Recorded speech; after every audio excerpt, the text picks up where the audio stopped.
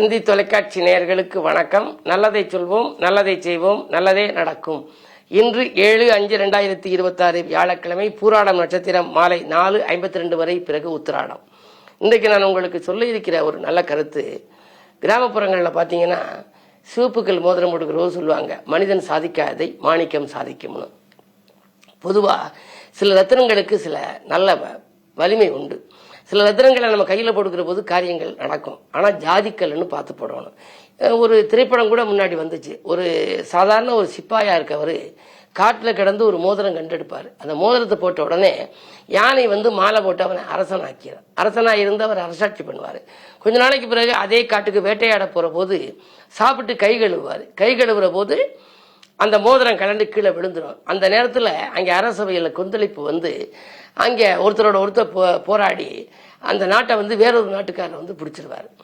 அது மாதிரி சில சம்பவங்கள் அந்த ரத்தினம் இருக்கிற நேரத்தில் நல்லது நடக்கிற மாதிரியெல்லாம் சூழ்நிலைகள்லாம் இருந்துச்சு. இந்த ரத்தினங்களால் உடல் ஆரோக்கியம் கூட சீராகுங்கிறத முன்னோர்கள் கண்டு வைத்து ஒரு பாடல் எழுதியிருக்காங்க. உடல் நோயை தீர்த்து வைக்கும் ரத்தினங்கள்னு அந்த பாடலை பற்றி இப்போ உங்களுக்கு சொல்ல போகிறேன். மாணிக்கம் பித்தத்தை போக்கும். சிவப்பு கல் இருக்கே, அந்த மாணிக்கக்கல் பித்தத்தை போக்குமா. ஆனால் ஒரிஜினல் கல்லாக இருக்கணும், நம்ம தேர்ந்தெடுக்கணும். நல்ல கல்லை எப்படி தேர்ந்தெடுக்கிறேன்னா, கோமேதகம்ங்கிற கல் இருந்துச்சுன்னா குதிரைக்கிட்ட கொண்டுட்டு போனால் அது தும்பிக்கினே இருக்குமா. நல்ல முத்து எடுத்தோம்னா பாலில் போட்டோம்னா அந்த முத்து மிதக்கணுமா. அதான் கொற்கை முத்து, நல்ல முத்துங்கிறேன். அதே மாதிரி மரகதம் இருக்கு இல்லையா, மரகத பச்சை, மத்தளம் அடித்தால் மரகதம் செதறும்னு ஒரு பழமொழி. அதனாலதான் மரகத லிங்கத்துக்கு பூஜை பண்ணிக்கிற பொழுது எந்த விதமான ஒலியும் இல்லாமல் பூஜை தீபம் காட்டுவார்கள்னு சொல்லுவாங்க. அது மாதிரி மாணிக்கம் பித்தத்தை போக்கும், நல்ல மரகதமோ நரம்பு நோய் அகற்றி வைக்கும், மேனி வலி நீக்கும் கோமேதகம்தான் மிளிர் வைரம் நுரையீரல் நோயை போக்கும், தேனினிய வைடூரியம் தடையை அகற்றும், திகழ் கனக புஷ்பராகம் புகழை சேர்க்கும், வான் நிறத்து நீலம் செயல் வெற்றியாக்கும், மனக்குழப்பம் அகற்றிவிடும் முத்துதானே, காண்கின்ற தைரியத்தை பவளம் கூட்டும், கண்டறிந்து ரத்தினக்கல் அணியலாமேன்னு ஒரு பாடல். அதாவது ரத்தினக்கல்ல இப்ப சிவப்பு கல், அந்த பவளம்னு இருக்கு இல்லையா, பவளம் சிவப்பா இருக்கும். அதை நம்ம போட்டுக்கிற போது நமக்கு தைரியமும் தன்னம்பிக்கையும் வருமா. செவ்வாய்க்காக உரியது. இப்ப மேசராசிக்கார பவளம் போட்டுக்கலாம், அதே மாதிரி விருச்சிக ராசிக்கார பவளம் போட்டுக்கலாம். இது மாதிரி தசாபத்துக்கு ஏற்பவும் போட்டுக்கலாம். சூரியேசன் நடந்தால் மாணிக்கக்கல் போட்டுக்கலாம், சந்திரேசன் நடந்தால் முத்து போட்டுக்கலாம், செவ்வாய் திசை நடந்தால் பவளம் போட்டுக்கலாம். இப்படி திசைக்கேற்பவும் கல் பதித்து போட்டுக்கொள்வார்கள். அதே நேரத்தில் ஆரோக்கியத்திற்காகவும் போட்டுக்கொள்ளலாம், பிறந்தேதி அடிப்படையிலும் போட்டுக்கொள்ளலாம். என்ன இருந்தாலும் நாம் அந்த ரத்தினங்கள் சோதித்து பார்த்து, அது நம்மை சோதிக்கும் முன்னால் நாம் அதை சோதித்து பார்த்து அணிந்து கொள்வதே நல்லது என்றும் சொல்வார்கள். ஆக இதனால் தான் இந்த ஜெம்மாலசி இன்றைக்கு மிகப்பெரிய வளர்ச்சியை கண்டிருக்கின்றது. இந்த ரத்தினங்களினுடைய தன்மையை அறிந்து நாம் அதை உபயோகப்படுத்தும் விதத்தில் உபயோகப்படுத்தினால் வாழ்க்கையில் நல்ல வளர்ச்சியை காண இயலும் என்ற கருத்தை தெரிவித்து இந்திய ராசி பலன்களை இப்பொழுது உங்களுக்கு வழங்கப் போகின்றேன்.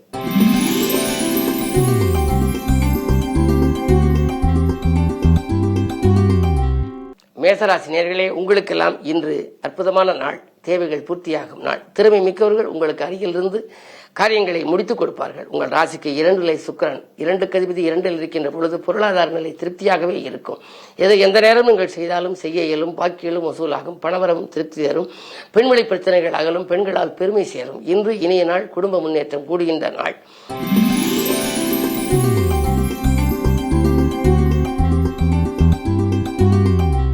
ரிஷபராசினியர்களே, உங்களுக்கு சந்திராஷ்டமம். எது செய்தாலும் யோசித்தும் இறைவனை பூஜித்தும் செய்ய வேண்டிய நாள்.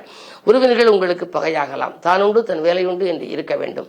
பிறருக்கு நன்மை செய்தாலும் அது தீமையாக தெரிகின்ற நாள். இன்று வியாழக்கிழமை என்பதனாலே குரு வழிபாட்டை மேற்கொள்வது நல்லது.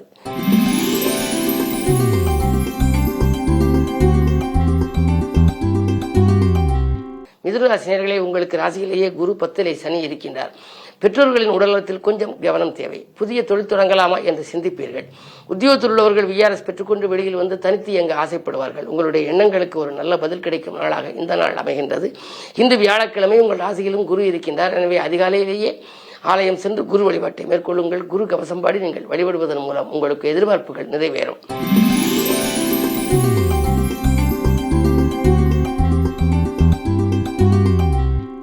கடகராசி நேயர்களே, உங்களுக்கு விரயஸ்தானத்திலே குரு 6 அதிபதி 12 இருந்தால் விபரீத ராஜயோகம் வருகிறது.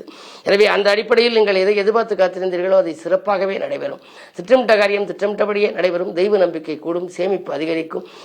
அயல்நாட்டிலிருந்து வரும் அழைப்புகளை கூட ஏற்றுக்கொள்ளலாமா என்று சிந்திப்பீர்கள். இந்த நாள் இனிய நாள், யோகமான நாள்.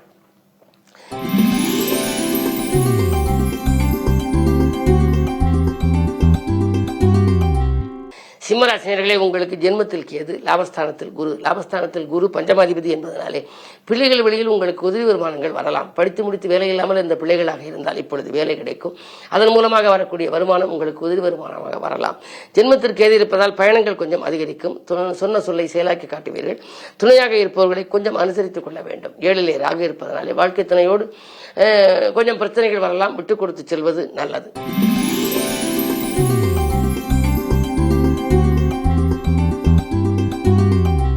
கன்னிராசினியர்களே, உங்களுக்கு 12 கேது, ஆன்மீக பயணங்கள் அதிகரிக்கும்.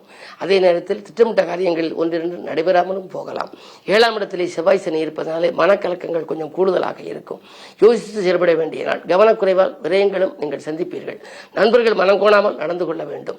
அதே நேரத்திலே 8ஆம் இடத்திலே சூரியன் 12க்கு அதிபதி 8ல் இருப்பதனாலே அரசு வழியில் நீங்கள் செய்த முயற்சிகளில் திடீரென ஒரு நல்ல முடிவு உங்களுக்கு கிடைக்கப் போகிறது.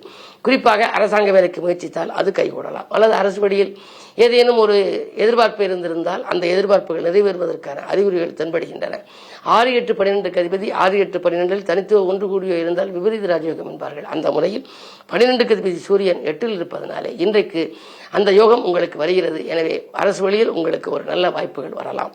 மற்ற வழிகளில் உங்களுக்கு மனக்கலக்கம் ஏற்படாமல் இருக்க இன்று குருவாரம் என்பதனாலே குருவை கும்பிடுவது நல்லது.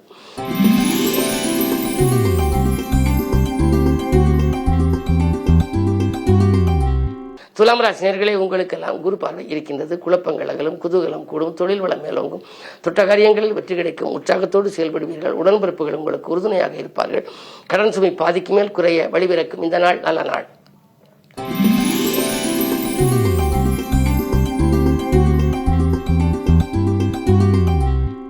விருச்சிக ராசினியர்களே, உங்களுக்கெல்லாம் இன்று கேட்ட இடத்தில் உதவிகள் கிடைக்கும் நாள்.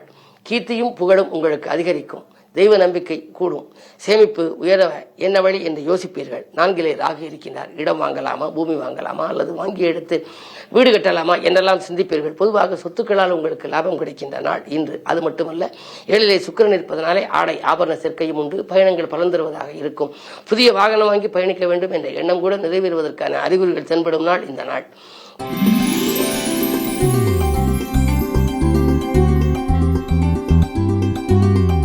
தனுசு ராசினியர்களே, ராசியில் சந்திரன் குரு பார்க்கின்றார். குரு சந்திர யோகம் இருக்கின்றது. எனவே விவாக பேச்சுக்கள் முடிவடையும். விடிகாலையிலேயே நல்ல தகவல் உங்களுக்கு வரலாம். 6ஆம் இடத்தில் சுக்கிரன் இருப்பதனாலே மறைமுக எதிர்ப்புகள் உண்டு. உங்களுடைய முன்னேற்றத்தை மற்றவர்களிடம் விலாவாரியாக நீங்கள் விமர்சிக்க வேண்டாம். உத்தியோகத்தில் பணப்பொறுப்பில் உள்ளவர்கள் கொஞ்சம் பக்குவமாக நடந்து கொள்ள வேண்டும். குடும்பத்தினர்களால் சில விதயங்களை சந்திக்க நேரிடும். இந்த நாள் நீங்கள் கவனத்தோடு செயல்பட வேண்டிய நாள். குருவாரம் என்பதனாலே குருவை கும்பிடுவது நல்லது.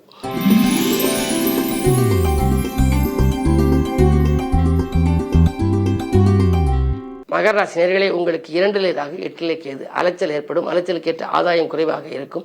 உத்தியோகத்திலே பணி நீக்கம் செய்யப்படும் அளவுக்கு மேலதிகாரிகளால் ஒரு சிலருக்கு பிரச்சனைகள் வரலாம். இருந்தாலும் நீங்கள் கொஞ்சம் நிதானத்தோடும் பொறுமையோடும் இருக்க வேண்டும். மேலதிகாரிகளை அனுசரித்துக் கொள்ள வேண்டும். 2ல் ராகு இருப்பதனாலே காரியங்கள் கடைசி நேரத்தில் கைகூடிவிடும் என்றாலும் அதுவரை கொஞ்சம் கவலைகள் இருக்கத்தான் செய்யும். 3ஆம் இடத்திலே செவ்வாய் சனி. முன்னேற்றத்திற்கு உடன்பிறப்புகள் கொஞ்சம் இடையூறாக இருக்கலாம். 4ஆம் இடத்திலே சூரியன் புத ஆய்த்தி யோகம் இருப்பதனாலே கல்விக்காகவோ கலைக்காகவோ நீங்கள் எடுத்த முயற்சிகள் கைகூடலாம். அதே நேரம் உங்களுக்கு 8ல் கேது இருப்பதனாலே கொஞ்சம் கவனமாகவும் இருக்க வேண்டிய நாளாக கருதுங்கள். வியாழக்கிழமை என்பதனாலே இன்றைக்கு அதிகாலையில் ஞான குருவை நீங்கள் வழிபடுவது நல்லது.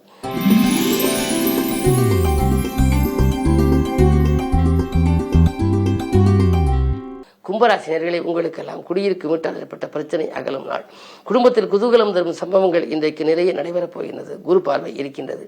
குருவினுடைய பார்வை 26/5/2026 வரை இருக்கிறது. 26/5 அன்று குருப்பெயர்ச்சி நிகழவிருக்கின்றது. அதுவரை உங்கள் ராசியை குரு பார்ப்பதால் அதற்குள் உங்களுக்கு சில சுபகாரியங்களில் இருந்த தடைகள் அகலும். கல்யாண கனவுகள் நனவாகலாம்.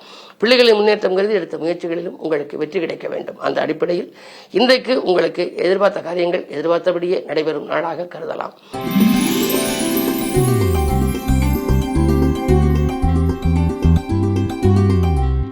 மீனராசினியர்களே, உங்களுக்கு பண தேவைகள் கடைசி நேரத்தில் பூர்த்தியாகும் நாள். பாகப்பிரிவினர்கள் சுமூகமாக முடியும். துணிவும் தன்னம்பிக்கையும் கூடும். சுதந்திரமாக செயல்பட வேண்டும் என்று நீங்கள் விரும்புவீர்கள். 2 சூரியன் இருப்பதனாலே அரசு வழியில் சில பிரச்சனைகளை சந்திக்க நேரிடும். இருந்தாலும் உங்களுக்கு ராசியில் செவ்வாய் இருப்பதனாலே தைரியமும் தன்னம்பிக்கையும் அதிகரிக்கின்ற நாளாக இந்த நாள் அமைகின்றது. 6 கேது இருப்பதனாலே உத்தியோக மாற்றங்கள் உறுதியாகலாம். இருக்கும் பணிபுரியும் இடத்தில் போதுமான ஊதியம் கிடைக்கவில்லையே, வேறு இடத்திற்கு செல்லலாமா அல்லது அயல்நாடு சென்று பணிபுரியலாமா என்றெல்லாம் திட்டமிட்டவர்களுக்கு நல்ல நிறுவனங்களிலிருந்து இன்று அழைப்புகள் வரலாம். வரும் அழைப்புகளை ஏற்றுக்கொள்வதில் தவறில்லை. மேலும் விவரங்கள் அறிய தினத்தந்தி படியுங்கள்.